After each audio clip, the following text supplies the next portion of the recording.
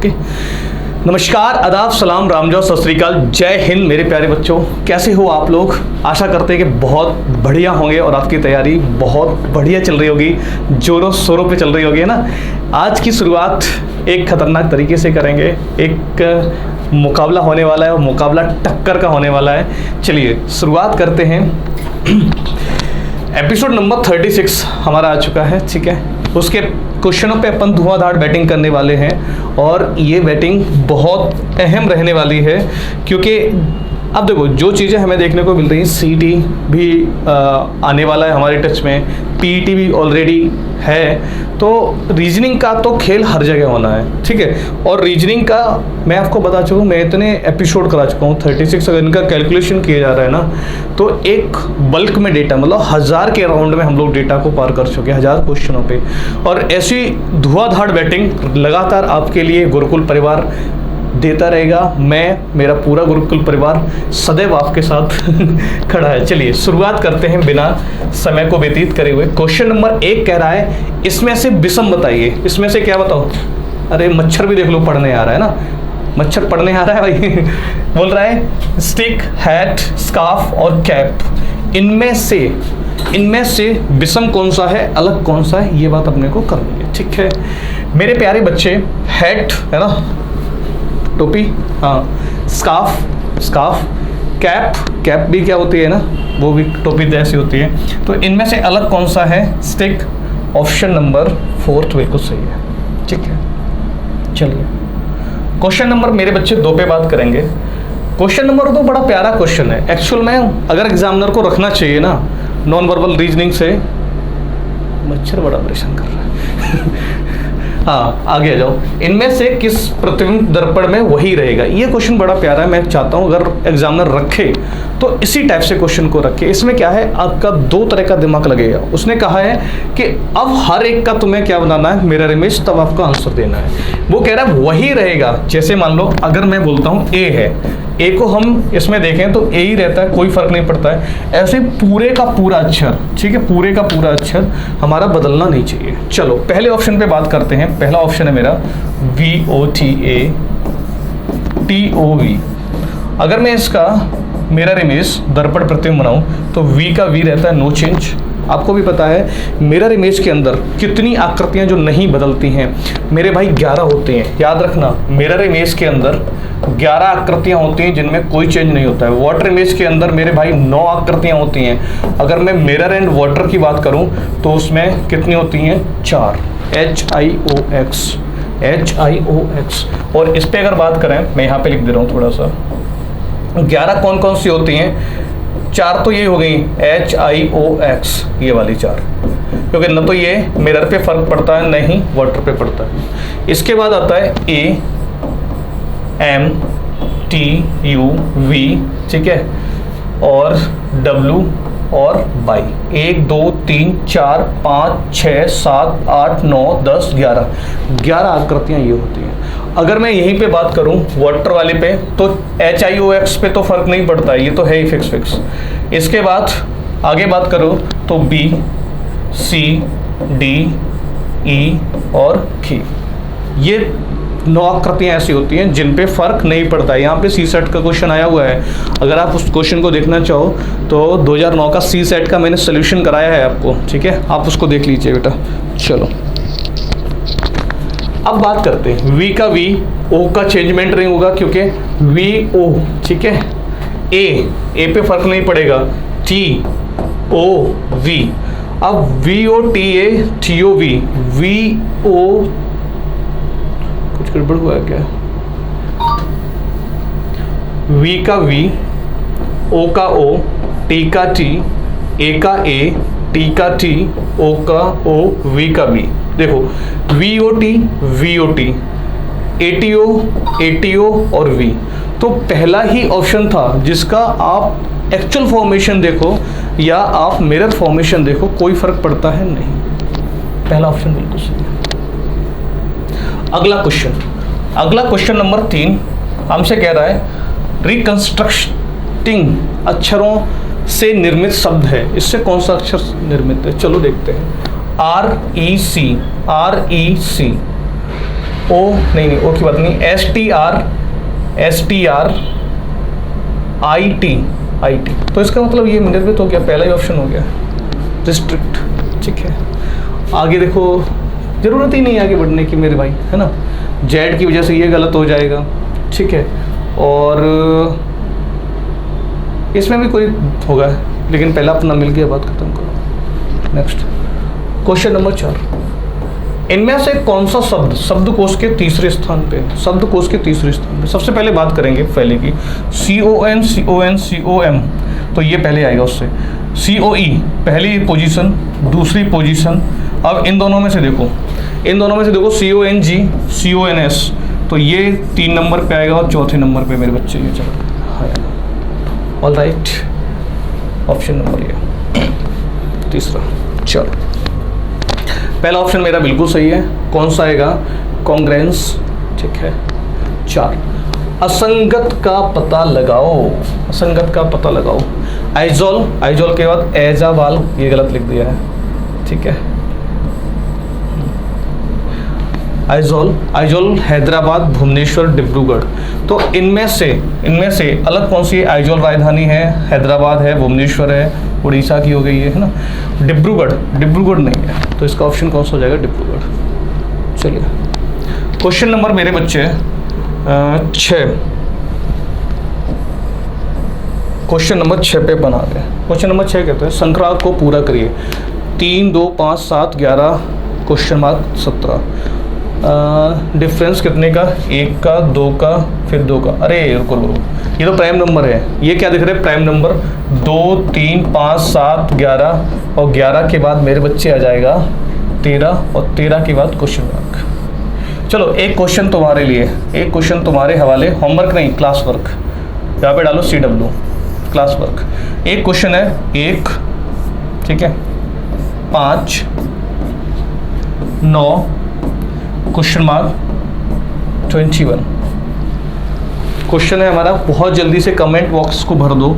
ठीक है, और मैं सिर्फ क्वेश्चन को छोड़ के जा रहा हूँ, आप क्लास में करके ना कमेंट बॉक्स में टाइप करना। मैं इसका आंसर आपको कमेंट बॉक्स में खुद दूंगा, है ना, जब हमें कुछ कमेंट्स वहाँ पे मिलेंगे। और देखो, और इसका सोल्यूशन मैं नेक्स्ट वीडियो में डेफिनेटली करवाऊँगा। इसका नाम दे दो जादू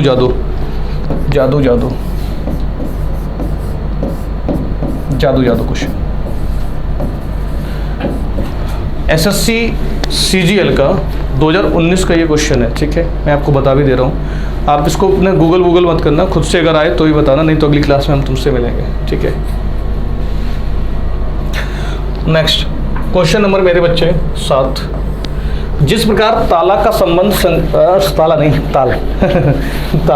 जिस प्रकार ताल का संबंध संगीत से है, उसी प्रकार डिजाइन का संबंध किससे है? ठीक है, अब देखो, ताल किस में मिलाई जाती है? संगीत में। ठीक है, आगे हो समरूपता का डिजाइन से कोई मतलब नहीं है। ठीक है, सौंदर्य एक अलग चीज़ होती है ना, ब्यूटी होती है, उसको, है ना, डिजाइन से कोई मतलब नहीं होता। वास्तुकार अगर डिजाइनर होता तो वास्तुकार से रिलेशन हो जाता। यहाँ पे क्या होता है? डिजाइन किसकी की जाती है? भवन की जाती है। ताल किस में मिलाया जाता है? संगीत में मिलाया जाता है। इसलिए ऑप्शन 4। क्वेश्चन नंबर 8, यदि रबड़ को बॉल कहा जाए और बॉक्स को पेंसिल कहा जाता था, पेंसिल को शार्पनर कहा जाए, शार्पनर को बैग कहा जाए, तो बताइए कि बच्चा किससे लिखेगा? बच्चा किससे लिखता है? पेंसिल से, और पेंसिल को क्या कह रहे हैं? शार्पनर कह रहे हैं। तो इसका आंसर हो जाएगा शार्पनर, ऑप्शन C बिल्कुल सही जवाब है। ठीक है, चलिए, क्वेश्चन नंबर मेरे बच्चे 9। एक आदमी की ओर संकेत करते हुए दीपक ने कहा। देखो, इसमें क्या है, अगर बिना पेन के करना चाह रहे हो तो खुद के ऊपर रख लो, और पेन वैन का यूज़ करना चाह रहे हो तो पेन कर लो। ठीक है, पेन करोगे तो आपको फैमिली ट्री बनाना पड़ेगा। चलो, दोनों तरीके से बताऊंगा। दीपक ने कहा, कहने वाला दीपक है, संकेत किसकी तरफ कर रहा है? एक आदमी की तरफ। कह रहा है उसका इकलौता भाई। किसका इकलौता भाई? मेल, जो मेल है उसका इकलौता भाई ये हो गया। बात खत्म, समझना मेरी बात को, यहाँ तक खत्म। मेरी बेटी के पिता, तो खुद, अब इसको साइड में बनाओ, तब मर्ज करेंगे। यहाँ पे आ गया दीपक। ठीक है, दीपक कह रहा है मेरी बेटी के पिता, दीपक की बेटी यहाँ पे आ गया। दीपक की बेटी के पिता, कौन हो गया, दीपक का पिता है, दीपक का पिता है, ठीक है। दीपक का कौन पिता है, ये इसका भाई, तो यहाँ पे आ जाएगा दीपक, ठीक है। और दीपक की डॉटर, ये चीज, ठीक है। अब हमसे पूछ रहा है तो बताइए उस आदमी का दीपक से क्या रिश्ता है। देखो ये आदमी जो है ना, ये आदमी दीपक के पिता का भाई है। आपके पिता का भाई क्या लगेगा, आपका चाचा, तो इसका ऑप्शन नंबर 4 बिल्कुल सही है, चाचा। Next question number 10, question number 10, नित्या सैम की बहन है, जो नित्या है, ठीक है, वो बहन है, किसकी बहन है, सैम की, सैम की बहन। आगे कह रहा है मॉर्गन सैम का पिता है, जो मॉर्गन है, ठीक है, वो ऊपर ले आओ, पिता है, किसका पिता है, सैम का। आगे सेल्वन राजन का पुत्र है, और सेल्वन के बारे में अभी मुझे कुछ कहा नहीं गया, तो इस पे मैं अंडरलाइन करके छोड़ दे रहा हूँ। आगे बढ़िए, आगे हमसे कह रहा है राजन मॉर्गन का भाई है, जो राजन है, ठीक है, ये राजन हो गया, ये भाई है किसका है, मॉर्गन का, ठीक है। आ जाओ, अब बोल रहा है सेल्वन राजन का पुत्र है, सेल्वन यहाँ पे आ जाएगा, ये सेल्वन हो गया, ये शैम हो गया। आगे बढ़िए, राजन मॉर्गन का भाई हो गया। तदनुसार, ठीक है, नित्या का, नित्या ये रही, ठीक है, सेल्वन से, सेल्वन ये है, क्या रिश्ता है, तो नित्या का सेल्वन से कौन सा रिश्ता है, तो वो चचेरा भाई और चचेरी बहन वाला रिश्ता बनेगा, ठीक है। लेकिन मेरे भाई अगर यहाँ पे थोड़ा सा इन्होंने ना, इस बहन तो बन नहीं सकती है क्योंकि चचेरा वर्ड इसलिए दिया है, तो मैं थोड़ा सा ऐसे बोल सकता हूँ सेल्वन का नित्या से, है ना, यहाँ पे कायदे में तो होना चाहिए सेल्वन, ठीक है, और यहाँ पे होनी चाहिए नित्या, तब कौन सा रिश्ता आ जाएगा, चचेरा भाई का, क्योंकि हमें सेल्वन के बारे में बताना होगा, ठीक है। लेकिन नित्या का इन्होंने कोई जेंडर तो दिया नहीं है, तो कोई दिक्कत नहीं, नित्या हो सकता है मेल हो, क्योंकि हम फीमेल क्यों लेके चलें, बहन बोली है कहीं क्या, बहन है तो ये तो फीमेल लेके चलनी पड़ेगी, नित्या सैम की बहन है, तो फिर यहाँ पे बेटा सेल्वन लेना पड़ेगा इस हिसाब से, और यहाँ पे होनी चाहिए नित्या, तब चचेरा वाला बनेगा। अगर चचेरा का नहीं दिया होता तो मैं बहन बन लेके चल जाता, ठीक है। चलो नेक्स्ट क्वेश्चन कह रहा है 11, एक लड़के की आय उसके पिता की, ठीक है, 1/4 है, ठीक है, उसके पिता की 1/4, मैं कह रहा हूँ जो लड़का है उसकी x मान ले रहा हूँ आय, ठीक है, यहाँ लिख दे रहा हूँ बॉय, बॉय की x मान ली, फादर की मैंने y मान ली, बात कंप्लीट। एक, हाँ, लड़के की आय उसके पिता की आय की 1/4 है, तो जो x की वैल्यू है तो वो है y/4, बात कंप्लीट। आगे कह रहा है उस लड़के तथा उसके पिता की आयु का योग, यहाँ पे बेटा आ जाएगा x + y = 35, ये चीज़ हो गई।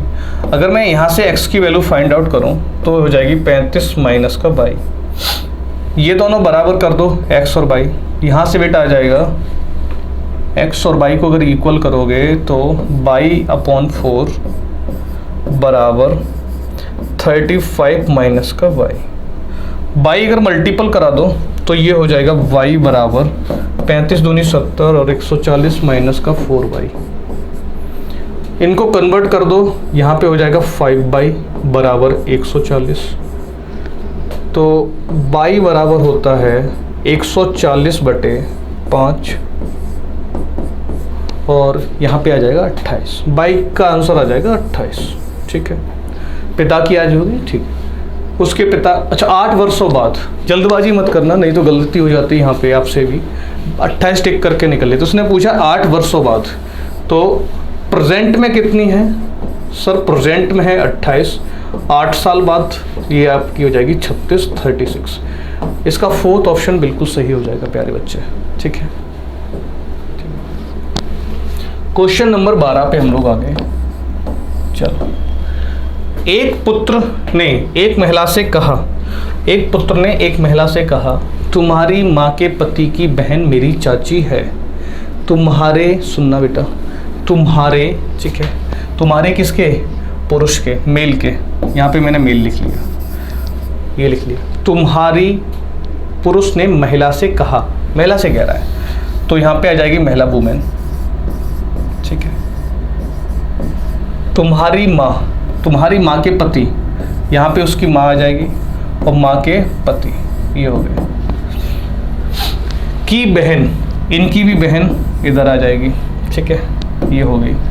अब हमसे कह रहा है मेरी चाची है, ठीक है, ये चाची है, तो दो कंडीशन हो गई। देखो हिंदी के अकॉर्डिंग लोगे तो काफ़ी मसला बन जाएगा, क्योंकि चाची ये कब बनेगी, यहाँ पे इसकी शादी होगी, और है ना, और ये इसके यहाँ पे मेल होगा, तो ये बहुत लंबा रिश्ता कजन का बन जाएगा। यहाँ चाची का मतलब अगर इंग्लिश में मान के चलो तो होता है आंट, ठीक है।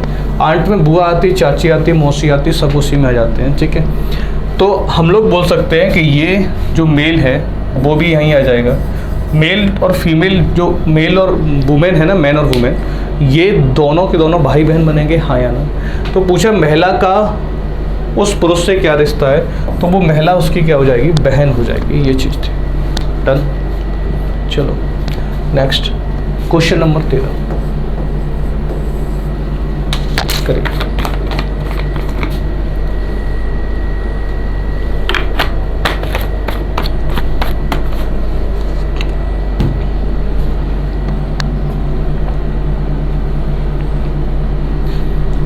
यदि दक्षिण पूर्व की दिशा उत्तर में हो जाए, ठीक है, 1 मिनट के लिए आप क्या करो, सबसे पहले दक्षिण पूर्व ये होता है साउथ ईस्ट, है ना।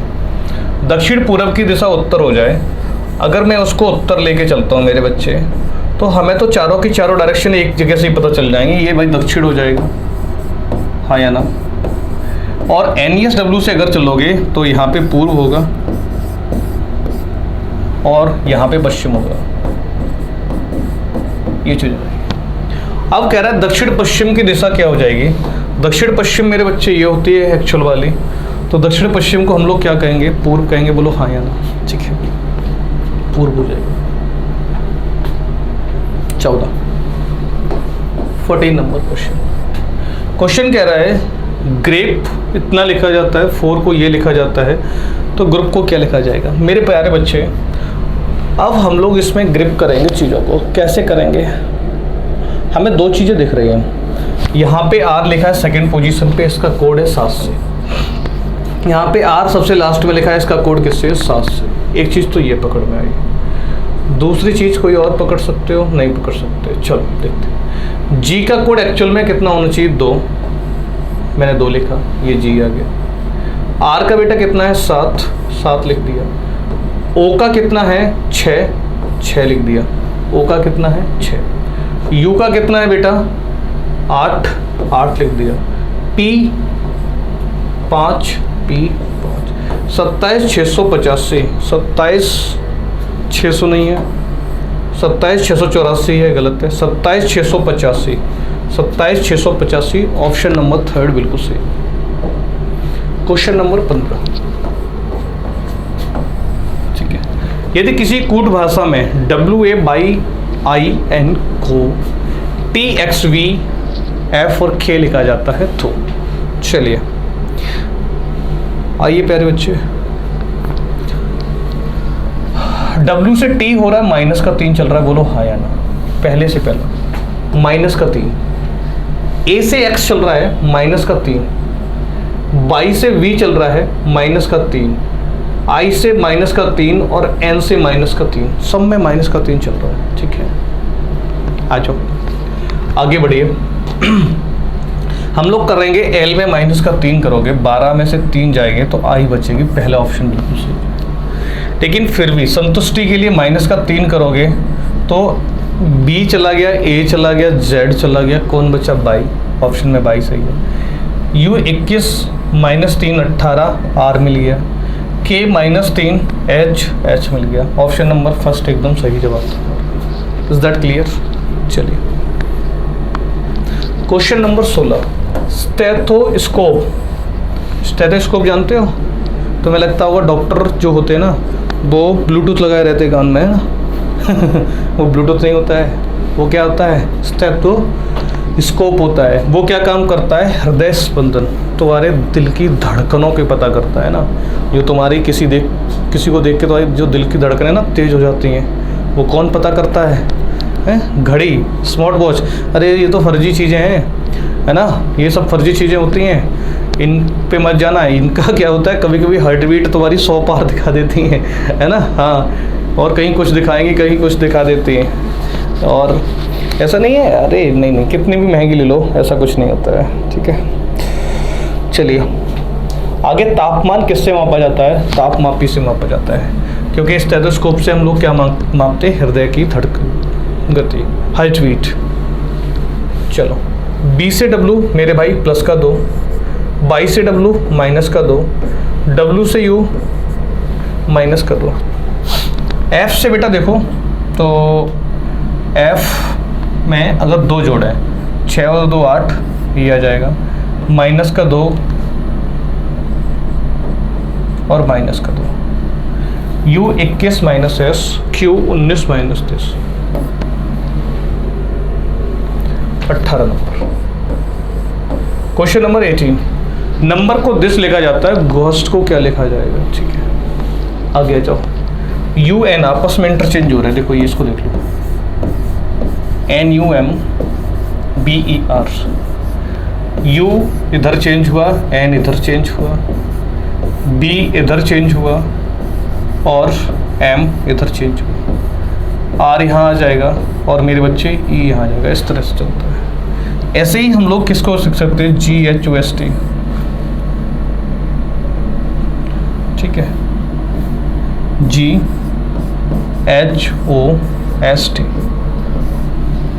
ठीक है। तो यहाँ पे 2 2 4 और 1 5, चलो देखते हैं। H आगे आ जाएगा, H आगे आ गया, G पीछे चला जाएगा। यहाँ पे थे 2 2 4 2 5, 2 2 5 और 1 6 थे, इसमें 5 हैं। चलो देखते हैं। अगर हम O को कॉमन रखें, एक तो तरीका ये है, और दूसरा तरीका क्या है, अगर 2 2 के पेयर कंटिन्यू बना रहे हो, ठीक है, तो S मेरे बच्चे यहाँ आ जाएगा और O यहाँ आ जाएगा। एक तो तरीका ये है, ठीक है। और T को मेरे बच्चे जैसे का तैसा छोड़ दो, ये आ जाएगा एक तो तरीका, क्योंकि अगर इसके हिसाब से करेंगे। दूसरा तरीका इसका क्या बन सकता है, सर H यहाँ आ जाएगा क्रॉस करके, G यहाँ आ जाएगा, O को मत छेड़िए क्योंकि बीच की बात है, और T और S आ जाएगा। चलो दोनों ही ऑप्शन दिए हैं, HGOTS, HGSOT, दोनों ही दे रखे हैं।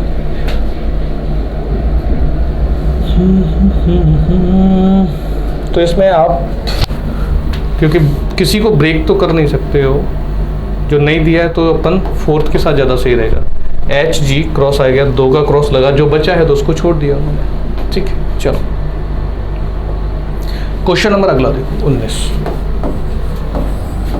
19 कह रहा है 520 और 738।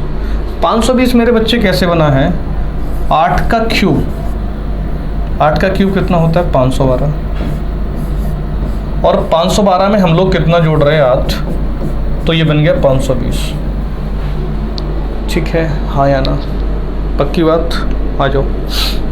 अब हमसे कह रहा है 729, तो मैंने कहा आप एक काम करिए, 9 का क्यूब कर लो, 9 का क्यूब होता है 729, और 729 में अगर आप 9 जोड़ देते हो तो ये 738 आपका आंसर बन जाएगा। बोलो हाँ या ना। सेम इसी कॉन्सेप्ट में मेरे बच्चे मुझे ये दिख रहा है 7 का क्यूब, 7 का क्यूब प्लस 7, तो इससे एक कम यहाँ आना चाहिए, तो ये हो जाएगा 6 का क्यूब प्लस का 6, और 6 का क्यूब कितना होता है, 216, 216 में 6 जोड़ोगे तो 16 प्लस 6 22, 222 इसका एकदम राइट आंसर हो जाएगा, ये चीज़। क्वेश्चन नंबर 20, 13 से 24 बन रहा है, 13 दूनी 26 माइनस 1 माइनस 2, 13 दूनी 26 माइनस का 2 बराबर, इसको बंद कर दो, आवाज़ ज़्यादा कर रही है, 13 दूनी 26 माइनस का 2 बराबर कितना हो गया 24, ठीक है। अब 45 दूनी 90 गलत हो गया, ठीक है। और 35 दूनी 70 यहाँ से भी नहीं बनेगा।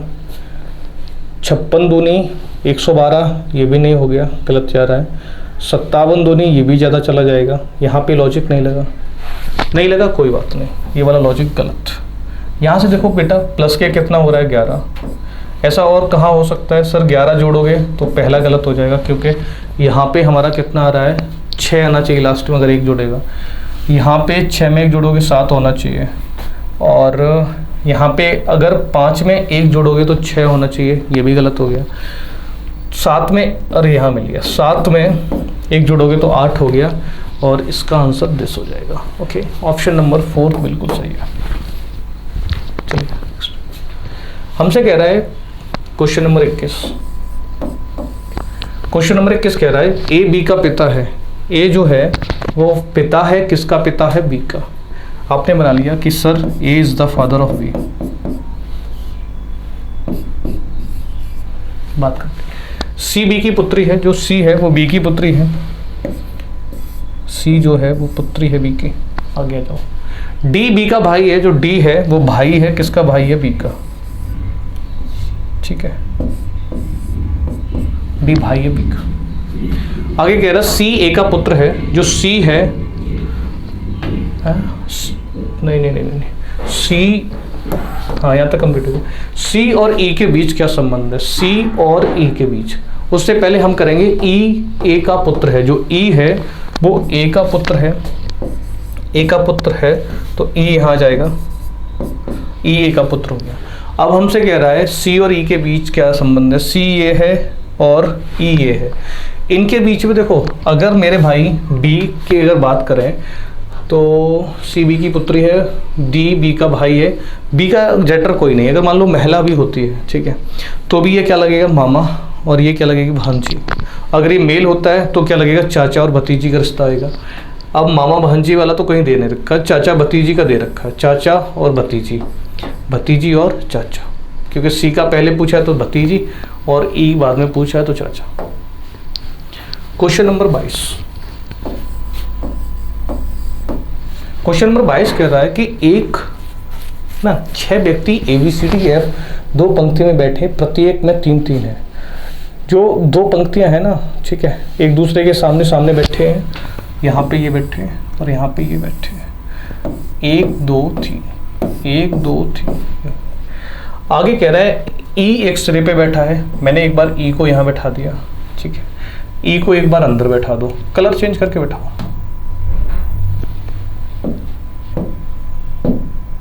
चलो ई यहाँ हो गया, ठीक है। अब हमसे कह रहा है डी एफ के बाएं दूसरे स्थान पे है, तो इस लाइन को भी अंडरलाइन कर दो। बात करता हूँ। आगे कह रहा है सी ई का पड़ोसी है। सी जो है ई का पड़ोसी है, तो सी एक बार यहाँ आ सकता है, हाँ या ना? सी ए का पड़ोसी हो गया। अच्छा, ई किसी छोर पे नहीं बैठा है, तो यहाँ पे ई यहाँ नहीं आएगा। छोर पे मत बैठाओ, ई को बैठाओ बीच में। ई यहाँ बैठ गया एक बार, और एक बार मेरे बच्चे एक बार ई यहाँ बैठा दिया। आगे आओ, सी ई का पड़ोसी है। चलो सी ई का पड़ोसी है बना देते। सी ई का पड़ोसी यहाँ पे भी आ सकता है, ठीक है, और सी ई का पड़ोसी है, सी यहाँ भी आ सकता है, दोनों चीज़ हो गई। आगे कह रहा है और डी के विकटगत सामने बैठा है। डी के विकटगत सामने बैठा है तो डी यहाँ बैठेगा, और इसके अकॉर्डिंग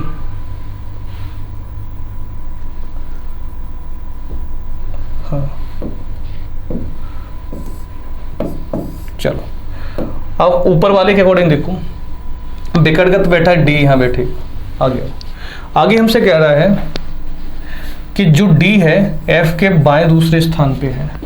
डी जो है एफ के बाएं दूसरे स्थान पे है, तो अगर एफ मैं यहाँ बैठाता हूँ इसके दाएं हो जाएगा, अगर एफ यहाँ बैठाता हूँ, ठीक है, तो राइट पे पहुँच जाएगा। इसका मतलब सी हम लोग यहाँ नहीं रख सकते थे, ये बात गलत हो गई, ठीक है। अब हम लोग सी कहाँ रख सकते हैं, दोबारा से देख लो। सी को हम लोग मेरे भाई यहाँ पे रख सकता हूँ एक बार, ठीक है, और सी यहाँ रख सकता हूँ। इसका बिकट डी यहाँ आ जाएगा, इसका बिकट डी यहाँ आ जाएगा। ये बात कंप्लीट। आई कर रहा है डी एफ के बाएं दूसरे पे है तो एफ यहाँ बेटा बिठा सकते हो, ठीक है। आगे कह रहा है बी एफ का पड़ोसी है तो बी मेरे बच्चे यहाँ आ जाएगा, ठीक है। बचा कौन, ए यहाँ पे आ जाएगा। तो आउटर वाला पोजीशन मेरा बिल्कुल सेट हो गया। हमसे पूछा है तो बी के सामने कौन बैठा है, बी के सामने मेरे बच्चे बाहर पे कौन बैठा है, ई। तो इसका आंसर आ जाएगा ऑप्शन नंबर बी। चलो क्वेश्चन नंबर मेरे बच्चे 23 को देखो। उद्यान के निम्नलिखित चित्र में वर्ग उस क्षेत्र को दर्शाता है जहां प्रत्येक कटहल के पेड़ लगाए गए हैं। वृत्त आम के पेड़ों को दर्शाता है, ये मैंगो वाले हैं, ठीक है। जो सर्कल है वो आम को दर्शाता है, ठीक है। और त्रिभुज नारियल के पेड़ों को, त्रिभुज जो है ये कोकोनट के नारियल, ठीक है। और वर्ग उस क्षेत्र को दर्शाता है जहां कटहल है। ये कंप्लीट हो गया। उस साझे क्षेत्र को कौन सी संख्या दर्शाती है जिसमें सभी प्रकार के पेड़ लगाए गए हैं, सभी प्रकार के पेड़ लगाए गए हैं। तो सभी प्रकार के बेटा वही 3 आएगा फिर, क्योंकि 3 के अंदर आम भी आ जाएगा, नारियल भी आ जाएगा और कटहल भी आ जाएगा। ऑप्शन नंबर 3, वो option number 2 3। Question number 24। Question number 24 कह रहा है यदि 7 को कूट भाषा में 2 3 1 3 6 लिखा जाता है तो 8 को 3 4 5 7 9 और 9 को दिस लिखा जाता है। तो बेटा देखो यहाँ पे वही आ गया, पर्टिकुलर वर्ड की पर्टिकुलर लेटर से कोडिंग चल रही है। और इसमें तुम्हें एक कॉमन चीज पता क्या दिख रही है, ई। और ई को हम लोग हर जगह किससे लिख रहे हैं, 3 से। अब डायरेक्ट कैसे करेंगे, NINE, एन का कोड पकड़िए, लास्ट वाला लेटर 6, तो 6 से शुरुआत सब में है, आई मतलब 4, 6 4, तो ये खत्म, ये खत्म, तो 6 4 आ गया, 6 4 6, ये भी खत्म क्योंकि NINE होता है। और ई को करोड़ हम 3 से कर रहे हैं, ये बात हमारी ऑप्शन नंबर फर्स्ट एकदम सही हो जाएगा। चलिए क्वेश्चन नंबर मेरे बच्चे 25 नंबर पे अपन आ लिए, ठीक है। 25 नंबर का क्वेश्चन हमसे क्या कह रहा है कि ए को, अगर जो ए है ना उसको हम 12 390 8 से लिख रहे हैं। तो देखो अगर 12 और 8 का गुणा किया जाए, ठीक है, 12 8 96, तो बहुत छोटी चीज़ रहेगी, ठीक है। अब हम लोग सोचेंगे कि क्या करें सर, ए बराबर हो जाएगा 12 + 8 बराबर 20, और 20 का स्क्वायर कितना होता है 400। 400 में अगर 400 में से अगर 10 घटा दें तो कितना होता है 390 इसका जो मिल रहा है, बोलो हाँ या ना। दोनों को जोड़ा, स्क्वायर किया, माइनस का 10 किया। यहाँ से देखो बेटा जब b की बात कर रहे हैं तो b बराबर कितना है, 7 + 5 बराबर बेटा 12 होता है। 12 का स्क्वायर 144, 144 में से अगर 10 घटाओगे तो 134 आ जाता है, 134 ये रहा, ठीक है। c बराबर होता है 5 + 12 बराबर होता है 17, और 17 का स्क्वायर होता है 289, और 289 में माइनस का 10 कर दो, 279 is the right answer, option number C. Option number C ये चीज़ हो गई, ठीक है। चलिए next question number 26। Question number 26 हमसे कह रहा है कि 96, ठीक है, और 6 8 और 2, इनमें ये 3 नंबर रखे हैं तो कैसे बनेगा। चलो पहले ऑप्शन रखते हैं, डिवाइड मारा, इक्वल लगाया, मल्टीपल लगाया। 96 में से 6 1 6 नहीं, हाँ 6 1 6, रिमाइंडर बचा 3, 6 6 36 बराबर 8 दूनी 16। भाई पहला ही ऑप्शन मिल लिया, पहला ही ऑप्शन बिल्कुल सही हो गया इसका, ठीक है। तो ऑप्शन नंबर ए बिल्कुल सही है। 27 एकदम हलवा क्वेश्चन। 27 कह रहा है कि संगीतकारों, वादकों, वायलिन वादकों के बीच से संबंध। जो वायलिन वादक होते हैं वो वादक तो होते ही हैं सारे के सारे, ठीक है। ऑल का केस एक जगह लगाता, संगीतकार भी वायलिन वादक होते हैं और सब होते हैं, तो इसमें ऑल का केस तीनों में लगेगा। आगे कह रहा है क्वेश्चन नंबर 28। क्वेश्चन नंबर 28 ये आपके लायक है, ठीक है। बोल रहा है बीजी तिलक, मदन मोहन मालवीय, बीडी सावरकर, लाजपत राय, ये सब क्या है, स्वतंत्रता सेनानी एक तरह से बोल सकते हैं। स्वतंत्रता के समय इन्होंने अच्छा खासा काम किया था। अब इनमें अलग पूछा है, तो इनमें अलग का क्या सिनेरियो है। ये गरम दल के नेता थे लाजपत राय, ठीक है, गरम के। सावरकर, देखो राहुल गांधी कितना नाम लेता है ना, गरम दल के ये भी थे। ये भी तिलक जी थे, वो भी गरम दल के थे। ये थे नरम दल के। तो इनमें से जो अलग थे वो थे मदन मोहन मालवीय जी, ठीक है। चलो 29 क्वेश्चन है। नीचे दिए विकल्पों में देखो, खूबसूरती देखो ना रीजनिंग की। आपको हिस्ट्री का क्वेश्चन भी पूछ लेता है ना, आपको बायोलॉजी का भी क्वेश्चन पूछ लेता है, फिजिक्स का भी पूछ लेता है ना, केमिस्ट्री की भी बात कर लेता है रंग से रिलेटेड, और तुम्हारा ज्योग्राफी की नदियाँ भी बात कर लेता है, ठीक है। इस तरह के क्वेश्चन पूछता रहता है। गोदान मुंशी प्रेमचंद की लिखी हुई है, चलेगा। भगवत गीता और वेद व्यास जी की लिखी हुई है। फ्रीडम एंड मिडनाइट ये नहीं, ये जवाहरलाल नेहरू की नहीं है। गीतांजलि रविन्द्रनाथ टैगोर की है। तो अलग कौन सी थी, फ्रीडम एंड मिडनाइट। ये तो बुक तो पता होती है बच्चों को, ये तो आसान था। 30 नीचे दिए गए में से प्रश्नवाचक चिन्ह के स्थान पे आएगा। चलो डिफरेंस की बात करता हूँ। मेरे बच्चे 1700 से 1900 बढ़ रहा है, तो डिफरेंस देखो, अगर 12 में से 3 गया तो 9 बचेगा यहाँ पे बेटा। यहाँ पे बचा है 8, 2 बचेगा। यहाँ बचा है 229, इसका आ जाएगा प्लस का 229। चलिए यहाँ बेटा 11 है, 11 में से 2 गया तो 9 बचेगा, ये बात कंप्लीट। यहाँ बचा 11, 11 में से 9 गया 2 बचेगा, ठीक है, ये बात कंप्लीट। यहाँ फिर बेटा 11 हो गया, 11 में से 9 गया 2 बचेगा, 229 प्लस का। अब 229 जैसे ही आप प्लस का करोगे तो 0 आ जाएगा, पहले लिख दो 229 प्लस का कर रहे हैं, तो हम यहाँ पे लिख दे रहे हैं 22 21 प्लस 229। यहाँ से हासिल 1 आ जाएगी, 4 और 1 5 हो जाएगा, 4 हो जाएगा 2, 2450 यानी कि फोर्थ ऑप्शन। और फोर्थ ऑप्शन में अगर आप 229 जोड़ दोगे तो कितना हो जाएगा, 2679, ठीक। नेक्स्ट 31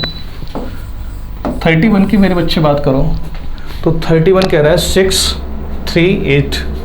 आप क्या करिए, 6 + 3 कितना होता है 9। 9 में से अगर मैं 1 को सब्ट्रैक्ट कर दूं तो कितना हो जाता है 8। ये मेरे पास 8 रहा, हाँ या ना, हाँ ठीक है। यहाँ से देखो बेटा 4 + 2 6, 6 - 1 = 5 चलेगा। यहाँ से देखो 5 + 1 = 6, 6 - 1 बराबर हो जाएगा मेरे पास 5, है ना। 6 - 1 = 5। इसका भी जो ऑप्शन आएगा वो आएगा ऑप्शन नंबर बी, 5, ठीक है। चलो क्वेश्चन नंबर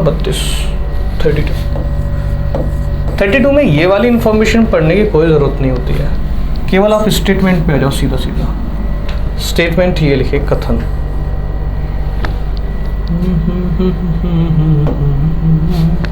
स्टेटमेंट ये लिखा, कथन।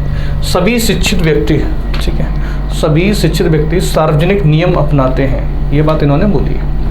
दूसरी बात इन्होंने बोली, कुछ शिक्षित व्यक्ति सरकारी नियम अपनाते हैं। एक होता है सार्वजनिक नियम अपनाते हैं सभी शिक्षित व्यक्ति, ये बात तुम्हें माननी पड़ेगी ना।